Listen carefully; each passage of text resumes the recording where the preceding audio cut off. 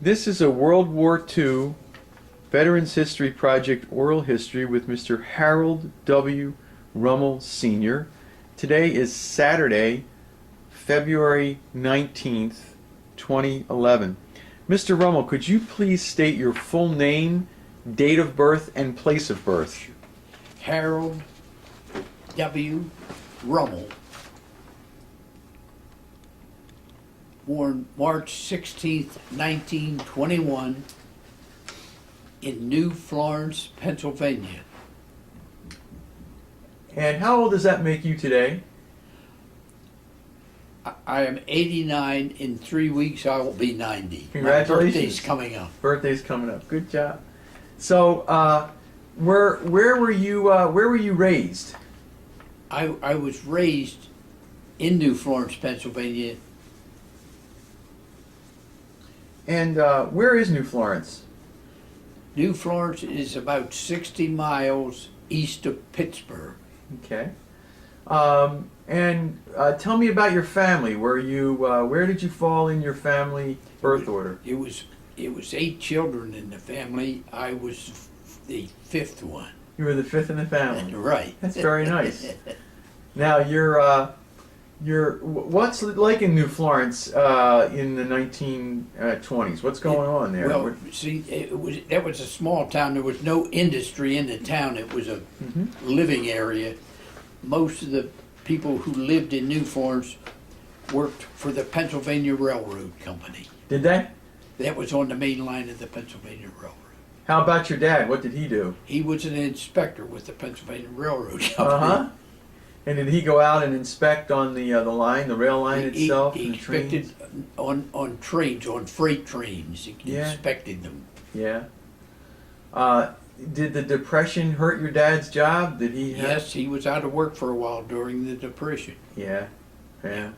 Now, how about you? Did you go to school there in New Florence? Went to school in New Florence. Wait, tell me about the little community. Did you live, not the little community, did you live in the town itself? In a small town, yes. Yeah. It was probably 1,000 people lived in the town. Have you been back there recently? Oh, yeah. Yeah, you I still still have relatives. you have relatives there? Yes. Yeah. And how's it look today compared to how it looked 70 years ago? Not a lot of change. Not a lot of change?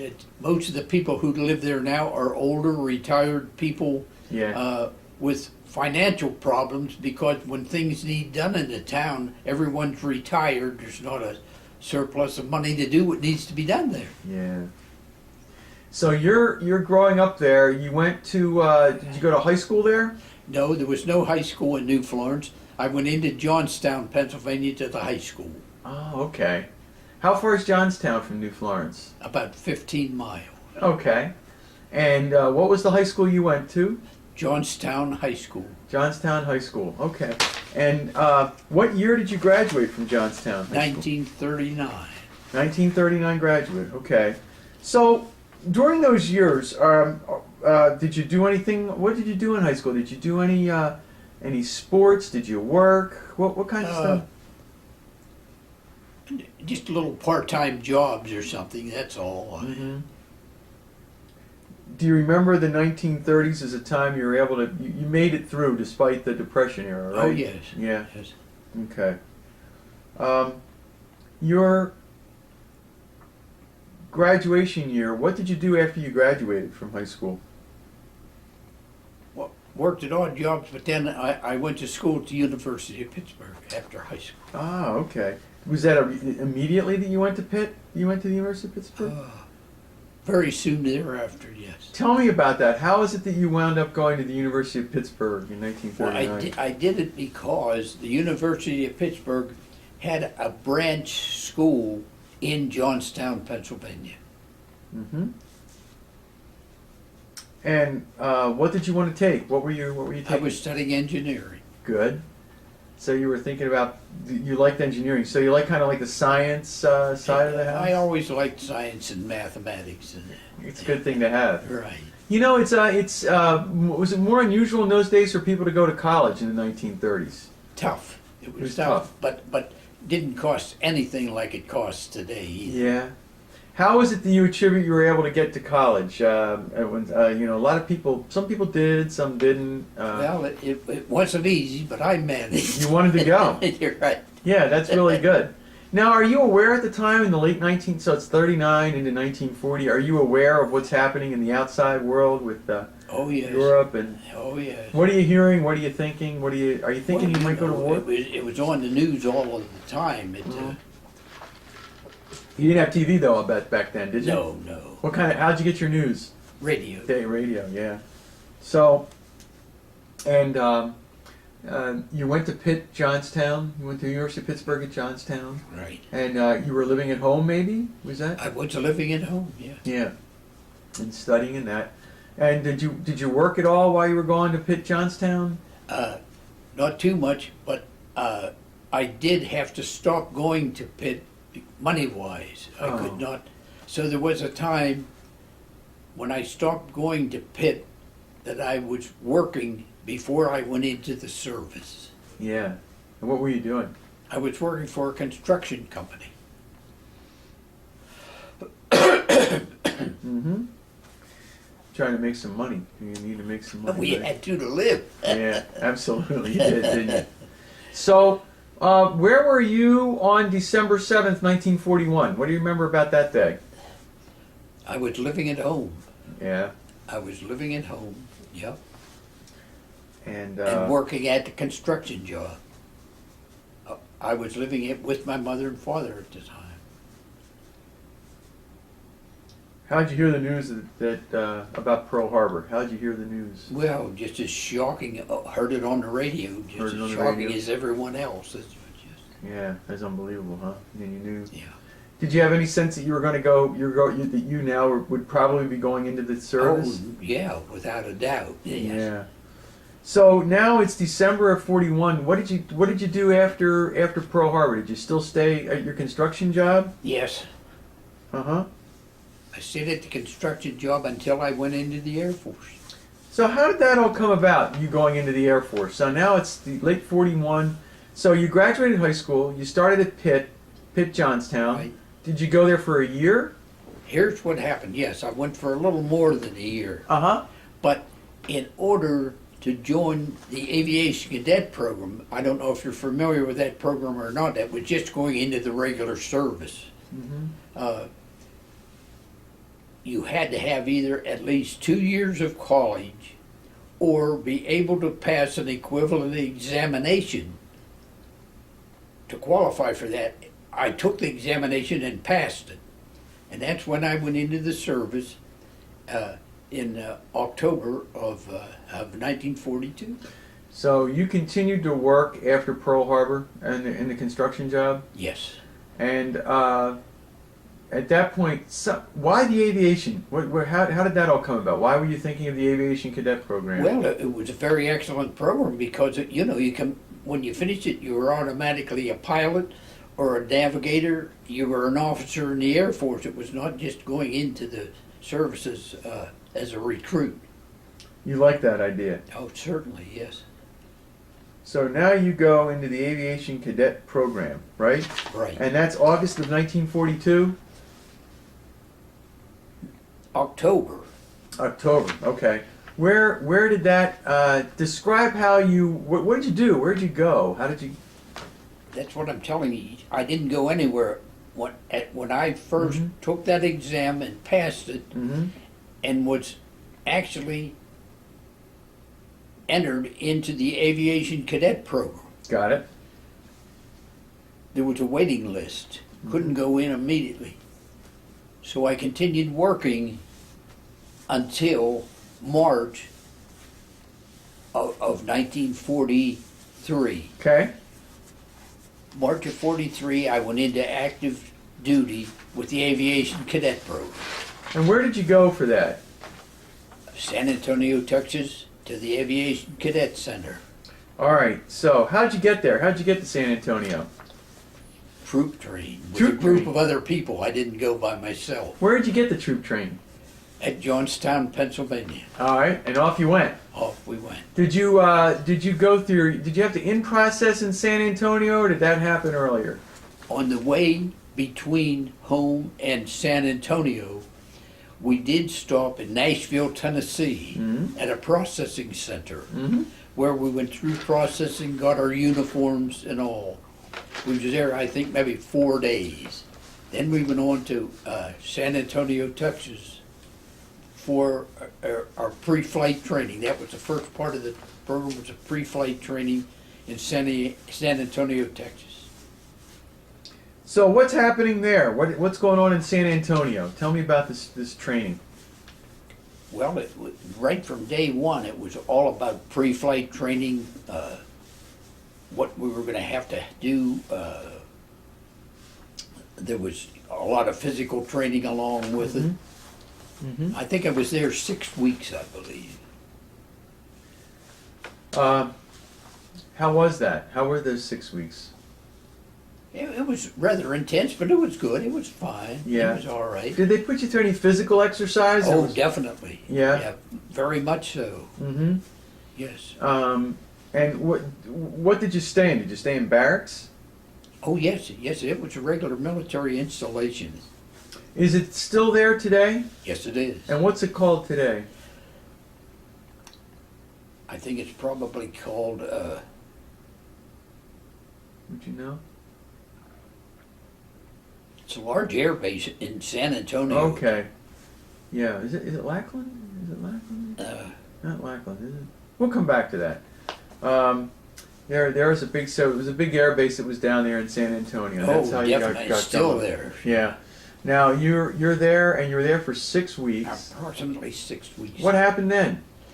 Then I was transferred for first flight training. Okay. I went to a primary flight training base in El Reno, Oklahoma.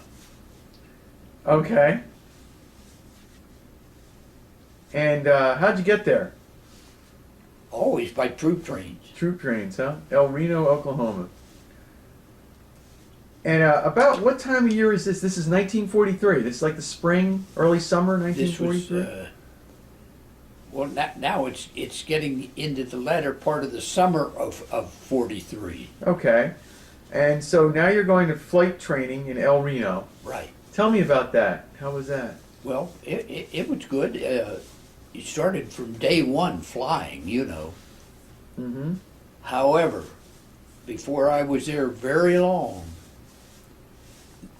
I'm not sure they came up with an idea that they were very, very short of aerial gunners on the bombers in Europe. By now, see, the war is on. Mm-hmm. There was a group of us pulled from the flight training and sent down to Shepherd Field in Texas, where we took a few weeks of basic Army training. Mm-hmm. When we finished that training, I was transferred to Las Vegas, Nevada, to an aerial gunnery school.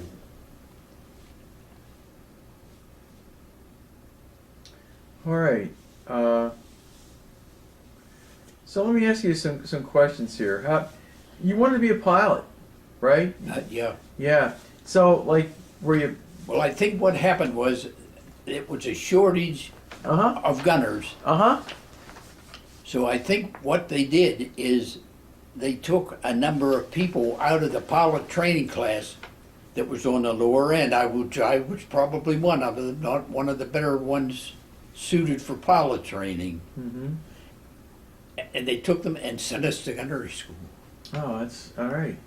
Now, you're at Las Vegas, Nevada. Right. And it's, where exactly in Las Vegas is it? It's at McCarran Field. And where do you stay at McCarran Field? We had barracks there that we stayed in. What are the barracks like, by the way? What do you remember them being They like? were regular Army barracks at that time. Las Vegas was nothing like Las Vegas. Yeah. It was one street through the town that is now the Strip. Yeah. Yeah, it was just sort of there back Yes. then, huh? And you had barracks? Yes. Barracks that you stayed in? And we took our aerial gunnery training round shooting and training, and also doing some flying and training, target practice. So let's start off with the training you have to begin with. You're on the ground. You're learning on ground training. It's all learning how to use these weapons. Yes. What kind of weapons are you learning to Well, use? what they were doing is, actually what we were doing is, we were shooting from targets. We were on the back end of army trucks with shotguns, Mm-hmm. shooting at targets on the ground while we were moving, because this was teaching us how to shoot at moving targets from moving targets. Mm-hmm. Mm-hmm. And when we completed our training, our gunnery training there, we were shipped from there out to Salt Lake City, Utah.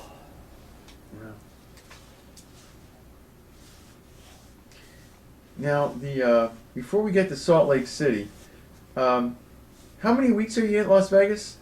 Do you remember? See, I don't know if this even tells. That's okay. You're at Las Vegas, and at first they have you on the backs of trucks shooting, and you're shooting rifles, Shotguns. shotguns, boom, shotguns. Right. And then at clay pigeons. at the clay pigeons, huh? And the trucks are moving. Yes. You're learning how to shoot, Yes. and then they actually took you up in planes. Yes. What kind of planes did they take you up They in? were AT-6s. I don't know if you know what it's an advanced trainer. An advanced trainer. And they had a pilot, and they had a flexible 30 caliber machine gun in the back cockpit. Yeah, We flew out over the desert out of Las Vegas, yeah. and there was planes pulling tow targets in the air. We were shooting at those tow targets with colored ammunition, so if you hit the targets, it left a trace, so they knew if you were hitting targets or not. And that's how we got the actual aerial gunnery practice. That's how you did it, huh? Yep. Wow. How many? Do you know how this AT-6 you're talking about? Yeah. Is it a big plane? A little? No, just a little plane. it was an advanced Army Air Force trainer. Wow, I got it. And so you have that, and then you have the gun in the back there. Right. Boom. I got it. I see. It's a smaller one. All right. So you're out there. You're doing that, and that's all at McCarran Field. That's it. That's out of McCarran Field. Yes, Mhm. it's up in. It was called Indian Springs. It was out at like a gunnery range out of McCarran. So you left McCarran, and then you're assigned to Salt Lake City, Utah. Just shipped there, and that was an installation where they actually made up bomber crews. Really? Uh-huh. Not only was aerial gunnery students sent there, pilots were sent there, navigators were sent there, bombardiers, and it was just a center where they actually physically made up bomber crews.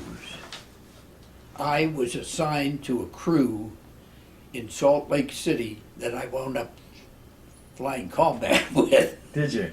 Yeah. So when the crews were made up, we were sent from Salt Lake City to Drew Field, D-R-E-W, Drew Field in Tampa, Florida.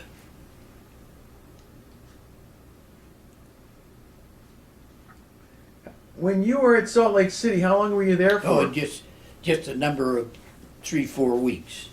And at that point, you're meeting your crew. You're becoming accustomed to your crew. Everybody's getting to Right. know each other. Right, And then to Drew Field in Tampa. right. Now, how do you get there?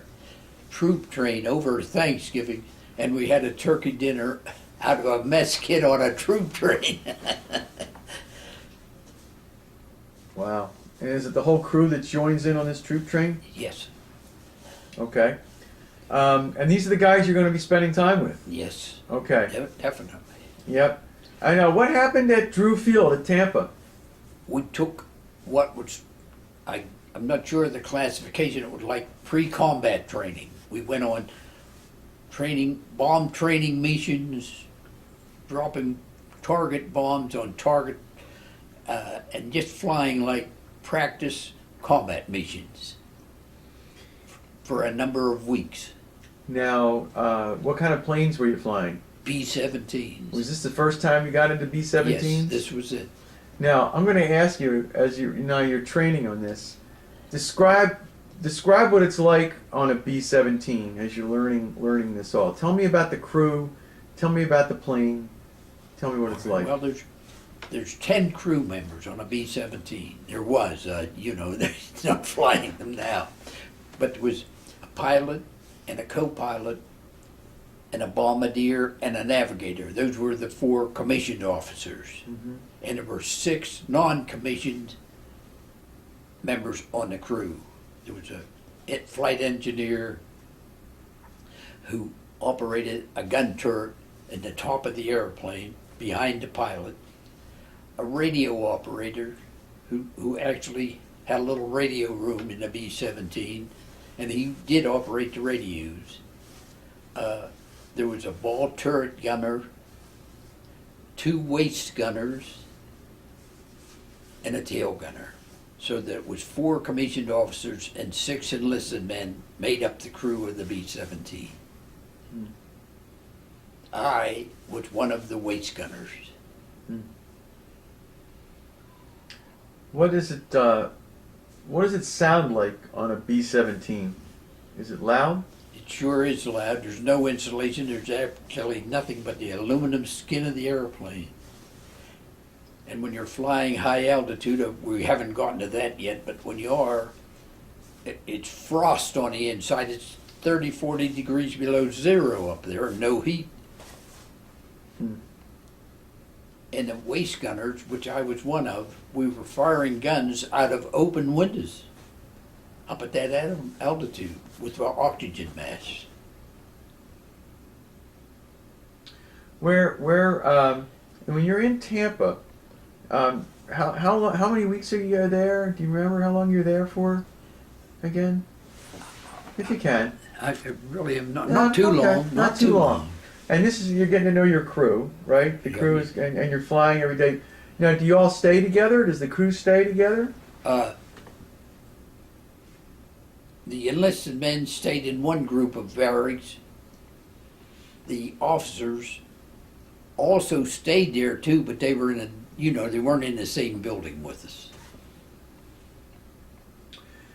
What are your days like in this training exercise? Do you get up at a certain time? Oh, they were training around the clock. They needed combat people. We're in the war now and losing people like crazy. So no, there was training around the clock. The planes were flying 24 hours a day with flight crews practicing. Really? Yeah. Did you practice at night as well? Oh yes. Yeah. What the altitude are you flying at in the Tampa area? Not too high, probably 20,000 feet. Mm-hmm. And you wearing oxygen masks at that time? Anytime you're above 10,000 feet, you wear oxygen. Yeah. And you do bombing runs off of Tampa to show? Not really runs, but we were dropping bombs on targets. Yeah. Practicing. Where are the targets? Are they in the ocean? No, they were on land. Yeah. In remote areas of the state of Florida. Yeah. And are you learning to fly in formation in Tampa? Do you guys fly, or is it just training? Some, yes, some. Mm-hmm.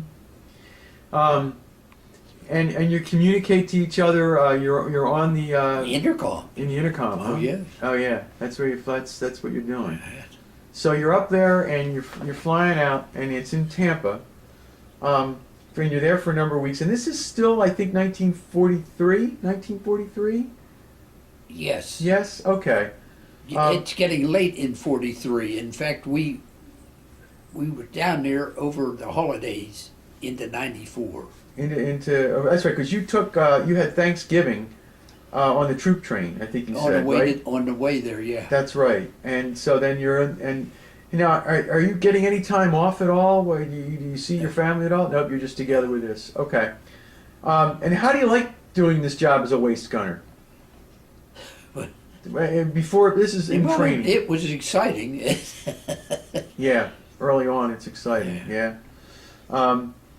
So you're doing that, and then what happens? And then we were assigned to be shipped to Europe, Okay. combat. Okay. How'd you feel about that? You knew that was coming. Oh, we I knew guess. it was coming. It was just a matter of time, that's all. Yeah. Now, tell me a little bit about this crew. This is the crew you're going to fly in combat with, right? Yes, that's correct. Can you tell me a little bit about who these people were before we get to England? Even they are. I mean, you want their names? Well, I do remember who you have a picture, right, of you guys in England, right? Yeah. Okay, you remember everybody's name, including this handsome guy. We're gonna. Let me just. In fact, I'll have you show this to me. You can. Well, Let's see what we've got here. I'll pop this up. This is the actual crew that you've been training with in Tampa. This is actually over in combat now. This is when you're in combat, That's when this picture was taken. and this is in England in a little bit later. But Definitely. let's see who we have. Show me the waist gunner who I'm talking to right now. There he is, right there. Okay. Tell me a little bit more about the crew and who they are. Well, should I jump around? Yeah, whatever you want to do. Tell me This about. is the captain. Now, there's your captain. There, point that at him out to me again. The captain is right there on the ground. Right. And how old is he? Do you know? He's probably maybe 24. 24. And do you remember him? What was his name? Yes, Adam Uh huh. Getty. Adam Getty. G-E-T-T-E, Getty. Adam Getty. Okay, and he's your captain. Okay. And tell me more. How about the co-pilot or the This is him. right beside him there, huh? Right. And who was he? Remember him? His name is Manchester. Okay. He was the co-pilot. Tell me more. And beside him Mm-hmm. is Charlie Smith, was the bombardier, Mm-hmm. also an officer. Mm-hmm. And here, pointing at the chart, Mm-hmm. was the navigator.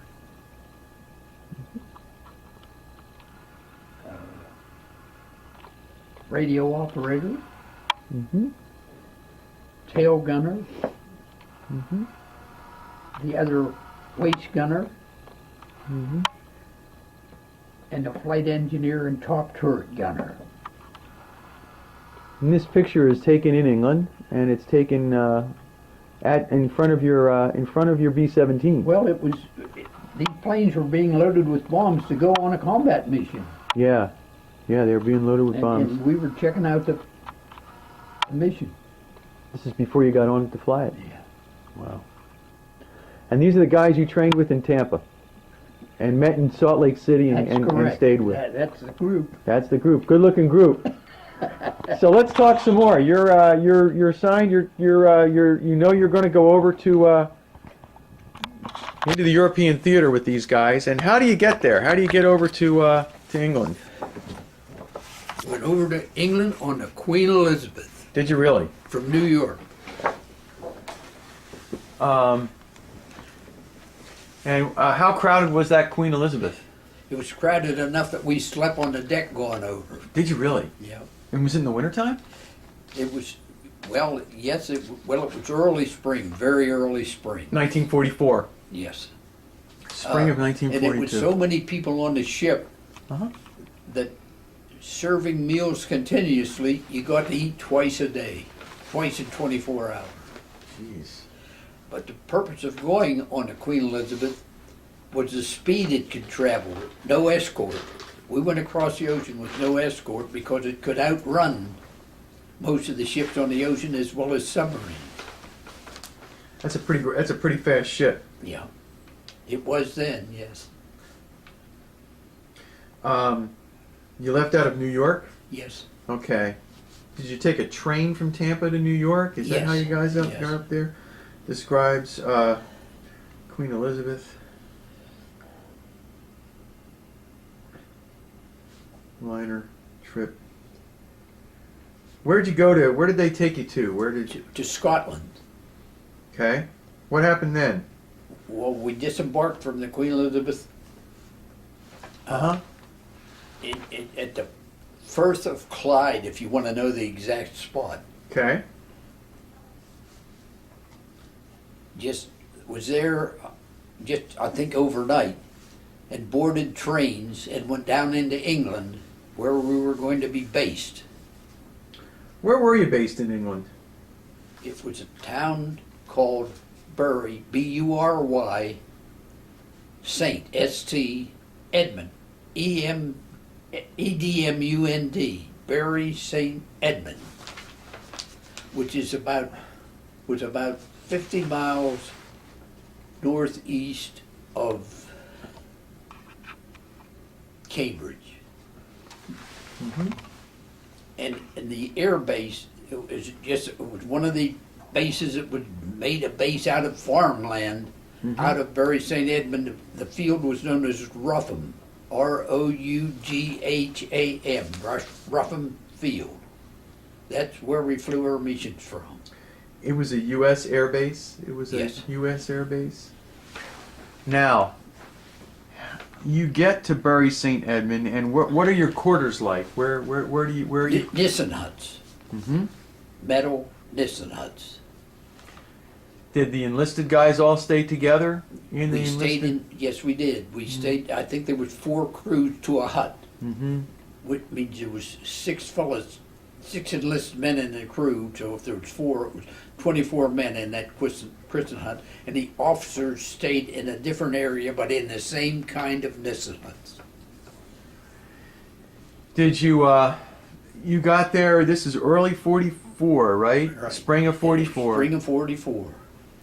What are you doing? When do you go on your first combat mission? How long after you get there? Do you I remember? flew my first combat mission on, oh boy, if I get a book I can tell you. I have to get that history book. Yeah, okay. Why don't we do that? Go ahead. Now, Harold, we're talking about when you flew your first combat mission. Remember? Yes? Go ahead. It was on April the 26th, 1944. Okay, tell me about that. April 26, 1944. And where were you going? To Brunswick. Brunswick, Germany was the first combat mission I flew on. April 26, 1944? Okay. Do you remember a lot about that first mission? Do you remember what that was like? What the day was like? What Well, not too much. You just How do they, let me ask you this, how do they brief you that you're going to fly this combat mission? How does that work? well, let me tell you. Usually up out of bed at about 3 o'clock in the morning. Mm-hmm. When you got up out of bed, of course, you got dressed, got Mhm. breakfast, and you went to briefing for the mission.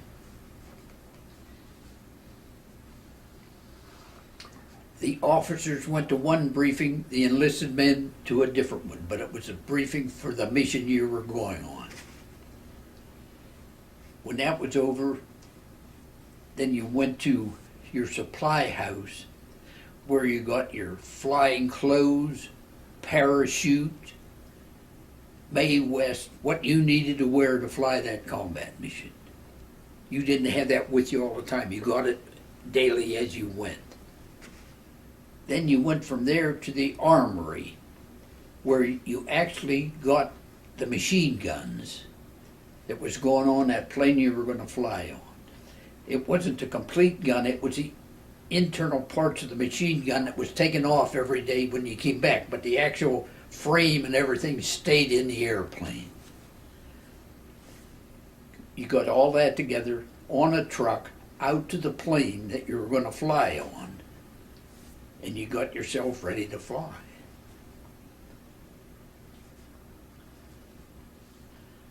Could it come at the mission itself? Is it early in the morning that they go? It sure is. Oh yes, you usually by maybe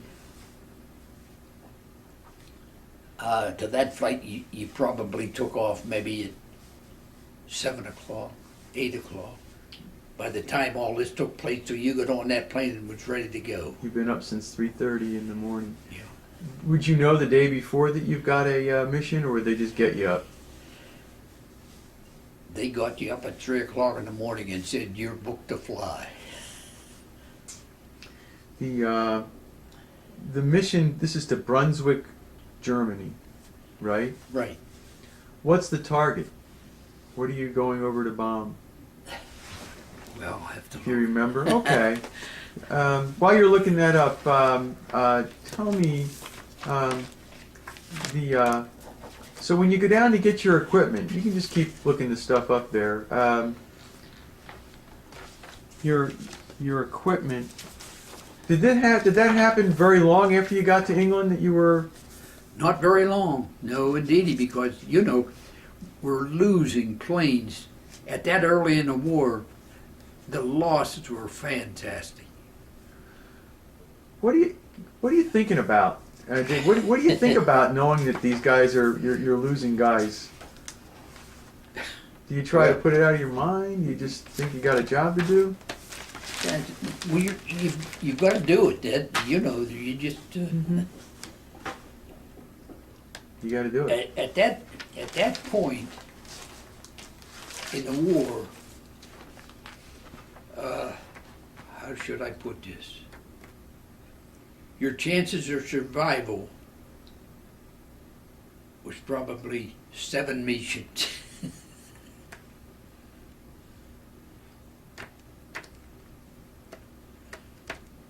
That's how the losses were. So that's 7 missions. Yeah.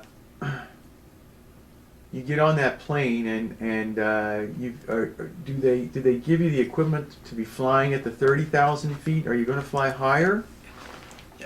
usually around 30,000 feet. Okay, and so tell me the uniform that you're wearing that you have on. What are you wearing to protect yourself? We were wearing electrically heated suits.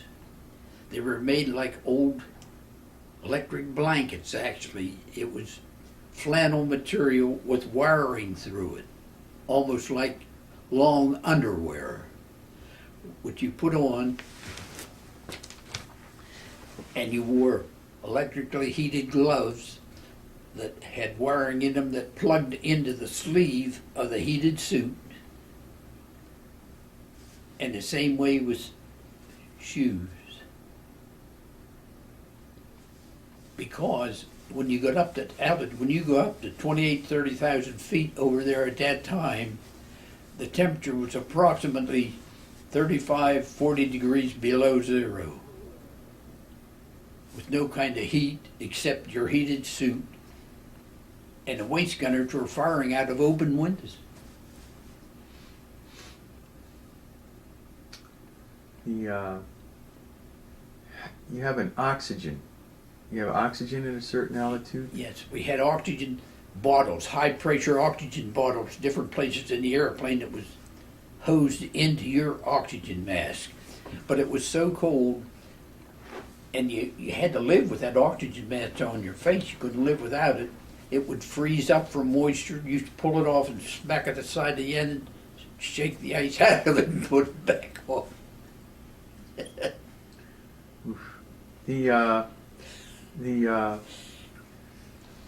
When you're flying over it, is it there's no it's not pressurized. Oh, there's no pressure. There's no pressure, no pressurization in there. No. And that's why you're wearing the oxygen mask, Oh, yeah. so that you can breathe up there. And had you done any flying with your crew in England before you went on your first bombing mission? Did you fly around England a little bit? But very little. Just very little. What usually happened was different members of the crew would maybe fly on a mission with another crew before you actually went as a crew on a mission. Okay. Was this mission to Brunswick, was this your first as a whole crew together? Yes. Okay. Now tell me about how do they work it? Do they work? Planes fly off side by side. They fly in formation. How does that work? They're flying in formation. Oh yeah, it's all formation fly. So you take off from this field, you get loaded up. What kind of bombs are on the B-17? Well, we had different ones. We had 500-pound bombs, 1,000-pound bombs, 250-pound bombs, depending on the weight of them, how many you could take with you. Yeah. The most it could take in 500, a B-17 could take 10 500-pound bombs. Could it really? Yeah. Wow. And then you fly off and up and into formation. Yes. And describe the formation. Do you remember what that's like? Are they three planes together? Are they Well, I flying? can show you pictures of them. Sure, if you have, you want to show me a picture, that would be great. See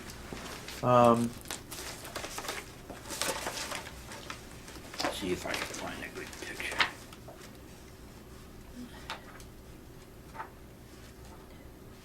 When the planes are starting to lift off and they've got these bombs on them, they feel very heavy, don't they? The They planes. are very heavy. Let me tell you, sometimes they never got off. Yeah, it's not a good deal.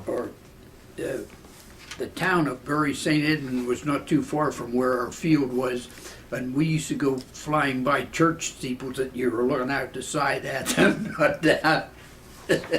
Just trying to pull up. Right. Now, when you're and you're talking to your captain, and you're an intercom system, right? You have an intercom system, and is it voice activated? How does it work? I've seen. You actually, your microphone, it was a little thing that fastened to your throat. Mm-hmm. There were throat mics. And you had a button, for you to talk or listen. And when you took off, on the way up, of course, the pilot would always take a crew check so that everybody had to check in with him,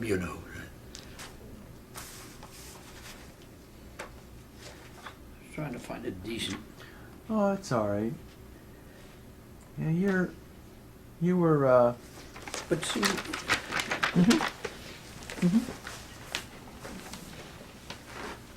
Yeah, there's a typical formation. Yeah. Would there be a lot of planes that would be on Oh, this? there could be, on a typical day for bombing missions, there could be 1,000 airplanes in the air. All of you guys. Lots of lots of planes. See this? Yep, there you go. That's your. Let me show that. Show the back of that once more. Yeah, there's a formation of the B-17s. Would they come from other airfields, and you guys would all come yes. together, right? Oh, yes. Okay. There were so many airfields in England at that time that the actual patterns from one field would overlap another. There were just airfields everywhere in England, made from farmland. You're flying day missions. What's that like to fly in a day mission? Well, that's all we flew was daylight missions. We didn't fly night missions. Why? Do you remember? Because I'm just going to say the English were flying the night missions. We'll keep that here. How'd the guys feel about that, flying day missions? Well, we didn't know anything else because that's what we always did. This mission to your first combat mission, what was it like? Not too bad. It was a little bit rough, but not that bad, really. Some anti-aircraft and some fighter planes, German fighter planes, but not bad. How long does it take to fly from England, to fly from your base at Bury St. Edmund to the target? How many hours? Well, see, it would depend entirely on where on the continent the target was that you were going to. Sometimes you flew across the North Sea, sometimes you just flew across the English Channel. So it just depends on where on the continent you were going as to how long it took. We did fly, one of the longest missions that I did fly was all the way into Czechoslovakia to an oil refinery. Now that was a long, long mission. We were probably in the air during that combat, maybe 7 hours. Do you know how fast the maximum speed is on the B-17, fully loaded? No, I'm going to say in this I don't know because I'm not that much, somewhere around 150, 160 miles an hour. Do you have fighter escorts? Early in the war, the only fighter escorts we had could only go as far as France. There's no way they could go with you over Germany or any of the other enemy. They'd go so far with you and they had to turn back, and we went on without escort. And the anti-aircraft was deadly. The Germans just had anti-aircraft.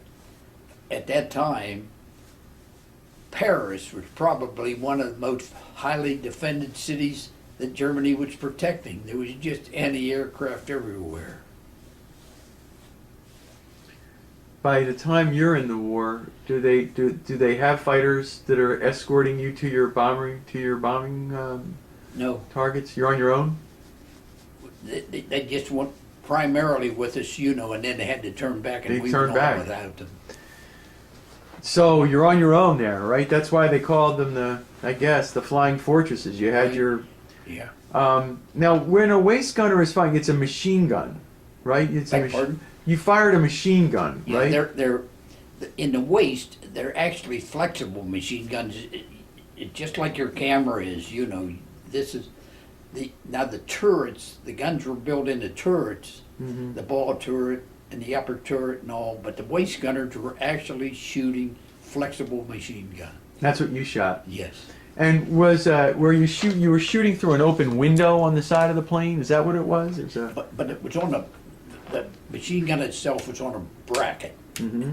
Because there's no way you could hold it. A 50 caliber machine gun, you can hardly even lift the thing. Mm-hmm. What are you shooting at? What was I shooting at? German aircraft.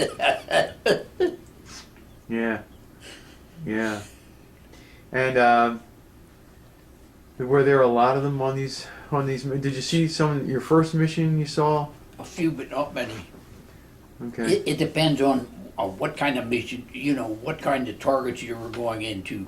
Their primary targets, like their ball bearing factories, oil refineries and all, there was all kinds of equipment you were facing. Mm-hmm. What did it feel like the first time when they let the bombs out when you're in the aircraft? Pretty, does the plane lurch up? It sure does, yes. Yeah. Well, what happened when you got near the target to what they called an initial point, Mm-hmm. you turned towards the target. And once you were on past the initial point, you didn't deviate from the trail you were flying on. You stayed right altitude, everything, until you dropped those bombs, regardless of what happened. How much you were attacked or anything, you were stayed there. If you managed to stay. Mm-hmm. Mm-hmm.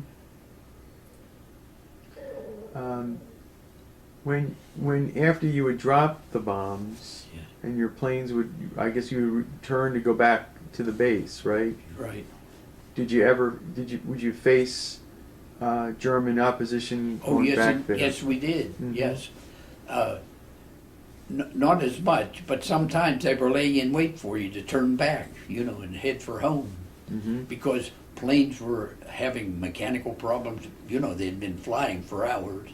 Or some had been hit with anti-aircraft, some had been hit from fighter planes. So they were having mechanical problems. So yeah, they were waiting in wait for you too.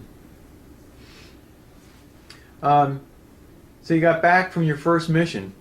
Yeah. And you guys were all intact. Everybody was okay. Yeah. Take me beyond your first mission. This is April of 1940. Let me just say, when you got back, Yeah. the first thing you did, you had to go in to be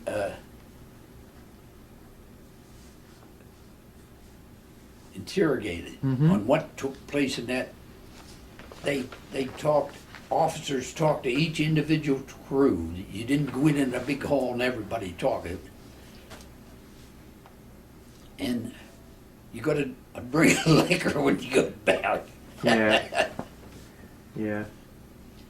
So after you went through that, then of course you had to go to the plane and take the machine guns off and turn in your flying equipment and all to supply before you were free to go back to your barracks.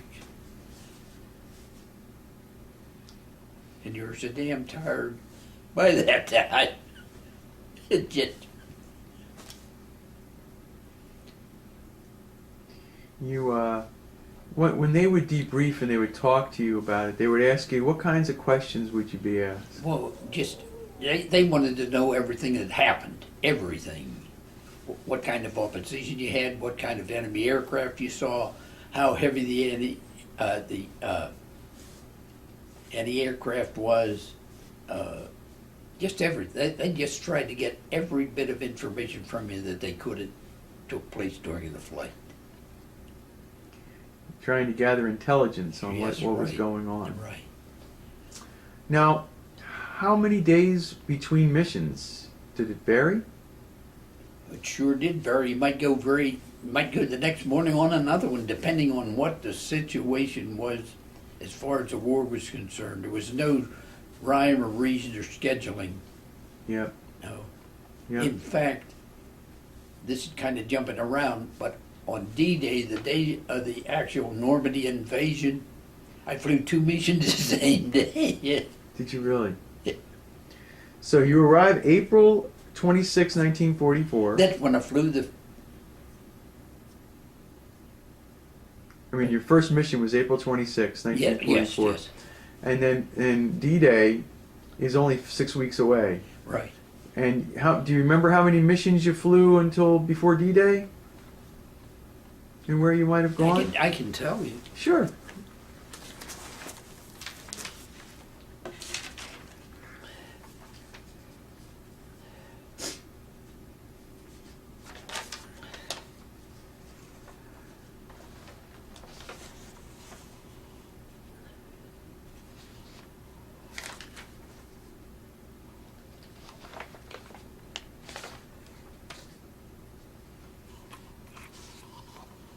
Fifteen. 15 missions I before flown D-Day. 15 before the invasion. And do you remember, just in general, tell me about these missions. Are all day missions? They're all daylight missions? Well, you say daylight, that's right. We were actually over enemy territory in daylight, but we were up at 3 o'clock in the morning, Up at 3 in the morning. And then off you go. And it depends upon where you're going. Now, before D-Day, do you remember where the missions were to in general? Were they into Germany? Were they into... Most of them were Germany and France. Germany and France. And like I said, one was to a large oil refinery all the way in Czechoslovakia. When they brief you before the mission, is it the morning of the mission that they brief you what you're going to go after? Oh, yes. Yeah, it's right there. They pop it There up. was actually a pre-flight before you actually went on the mission. And do they have aerial pictures of what this looks like? What you're going to bomb? They had charts. They had charts. Yeah. Mm-hmm. So, from your position as a waist gunner, and like if you're given an assignment, is it maybe it's some kind of a manufacturing plant or something that's key to the German effort that you're right? Take me through the planes are flying in formation and they're going there, and again, when they lock in on a target, tell me how that works so that when you come close to getting ready to drop your bombs. How does that work again, Mr. Rummel? Well, they called it an IP, an initial point Mm-hmm. on the land, maybe 15 minutes away from where you're going to actually drop your bombs. You turned on an IP that was a direct line over that target at a certain altitude. And you stayed right on that target line until you dropped your bombs, regardless of what happened. Got it. It wasn't saying, look at all this, I'm gonna get over here. Either way, you stayed right on that point till you dropped your bomb. Is there are you flying at that 28,000 feet at that Yes. time? Why so high? It was just our normal heights for bombing. Mm-hmm. Mm-hmm. The missions prior to D-Day, do you remember much about opposition, much about the German fighters that would come up? Oh, yeah, terrible. Can you tell me about it? Well, one of the worst ones that I flew was to this oil refinery, and it was in Brux, B-R-U-X, Brux, Czechoslovakia. Mm-hmm.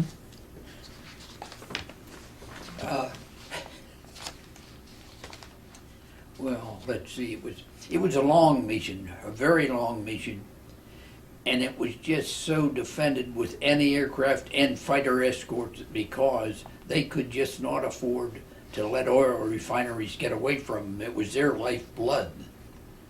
So it was a terribly rough mission. Probably one of the roughest ones I flew. And tell me again, did that happen before D-Day or after? That was before D-Day. That's before D-Day. I'm sure it was. When you're okay, so your missions are going.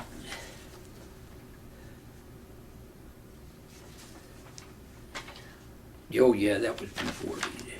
So, the planes have enough fuel to last a long time in the air. Yes, on some long missions, we would give up carrying a full load of bombs and have some auxiliary gas tanks in the bomb bay in place of some of the bombs in order to be able to do it and get back. Can you tell me a little bit more about this mission to Brux, Czechoslovakia? What happened that day? Well, I guess I just combat opposition, both fighter planes and anti-aircraft. Long before we ever got to the target, you know, they had to know where we were going after a while. Mm-hmm. But it was just a terribly rough opposition mission. Mm-hmm. But we used to come back from missions sometimes with maybe 100 holes in the airplane. Oh yeah. I can show you some pictures here of planes with half their tails shot off. You consider yourself lucky, don't you? Oh good, yeah. Yeah. Yeah. So you get up in the middle of the night and you have breakfast and you're debriefed. You're pre-flight. You get your stuff. You're briefed. You got to load up the plane and then off you go. Right. And then you come back. So you faced a lot of they were pretty hostile as you're coming into that Czechoslovakia fight. God, all over part of Germany too. Once they figure out where they think you're going, they throw everything that they can at you. No fighter escort after a while? Into No, Brux? not over there. No way. No. Most of the missions I flew, we didn't have fighter escort to the targets because we were going further than our planes at that time were able to fly. You're the first line of defense. Yeah. You're using it as they're coming in, and obviously a lot of guys got hit there. Those planes got taken out, right? Yeah, I can tell you, I think that the Nissen hut I stayed in could accommodate 4 crews. Yeah, it was 6 enlisted men from a crew, so it would have been 24 fellas in that Nissen hut. And then we were doing what it hurt. Mm-hmm. Don't mind me. Mm-hmm. Mm-hmm.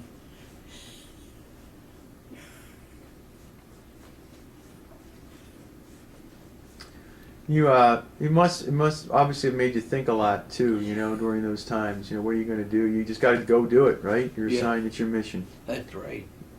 Now, were you able to mentally get on that plane all the time? You know you knew you had to do it. Do you have a number of missions that you're assigned to fly? Do you know you have an end point for yourself? Early in the war over there, an assignment of combat missions was 25 missions. If you lived through 25 missions, you could come back home. As you got into the war further, they increased the number to 30 missions, and finally to 35. If you managed to complete that many missions, you could come home. That's how you got the lucky bastard thing.